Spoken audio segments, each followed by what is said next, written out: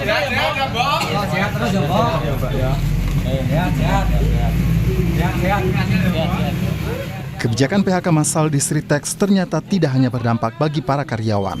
Pedagang di sekitar pabrik Sritex juga mengaku kehilangan pendapatan. Salah satunya Supami, pedagang makanan yang sehari-hari pembelinya adalah pekerja Sritex. Iya kan udah lama, udah 35 tahun kan udah lama, sampai training, sampai dewasa, sampai udah suami kan di sini. Ada saya gimana terharu kan. UMKM terdampak lainnya adalah pedagang buah dan sayur bernama Tuti yang kini hanya mengandalkan pembeli yang melintas. Tuti mengaku biaya kontrakan tempatnya berjualan belum lunas sehingga memilih tetap berjualan di depan Sritex.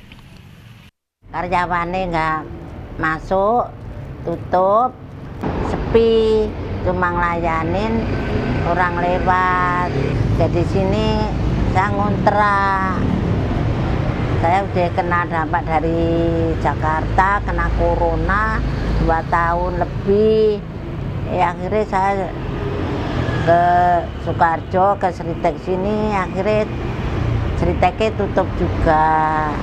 Jadi kedampak 2 kali ya Ibu ini? Iya. Tidak hanya itu, PHK 10.000 lebih karyawan Sritex di Sukoharjo berdampak pada usaha indekos di sekitar pabrik.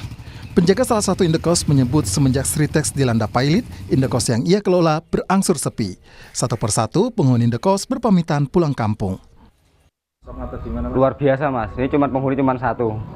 Semuanya dari 5 kamar terisi 1, berarti 4 kosong. Ini sudah sejak kapan ini, Mas? Sudah semingguan kemarin. Dari rata-rata ada yang Banjarnegara, ada yang Tuban, ada yang dari Sumatera. Sebenarnya udah pamit balik kampung. Tapi rata-rata dia karyawan Sritex semua ya? Karyawan Sritex semua. Dan itu semua terkena PHK juga? Terkena PHK semua, ya. Akhirnya betul. mereka memilih pulang? Milih pulang daripada di sini nggak bisa makan, nggak bisa bayar kos, kasihan. Akhirnya pamit satu persatu. Wakil Menteri Tenaga Kerja Immanuel Ebenezer menyebut pemerintah menjamin hak pekerja Sritex yang terdampak PHK. Immanuel menyebut pemerintah mencarikan mitra industri untuk lowongan kerja bagi pekerja Sritex terdampak PHK. Menjamin hak-hak buruh terkait misalnya pesangon. Ya. Kedua, hak mereka untuk mendapatkan jaminan kehilangan pekerjaan JKP. Kedua, kita juga harus menjamin mereka mendapatkan JHT. Makanya ya negara kan harus rasional, tidak bisa larut dengan situasi yang emosional ini.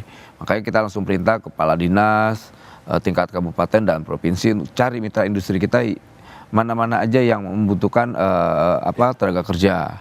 Nah akhirnya ketemulah 10.000 sekian. Ya. Nah tapi tetap kita ingatkan industrial itu untuk tidak membuat syarat-syarat yang memberatkan. Ya. Pertama soal umur, Ya. kedua soal ijazah, dan nggak kalah penting jangan sampai jatuh ke tangan-tangan calo tenaga kerja. Ya. Harus kehilangan pekerjaan sebelum memasuki bulan Ramadan dan Lebaran adalah beban berat bagi para pekerja Sritex. Meski demikian, pemerintah menjamin hak-hak para pekerja terpenuhi. Tim Liputan, Kompas TV.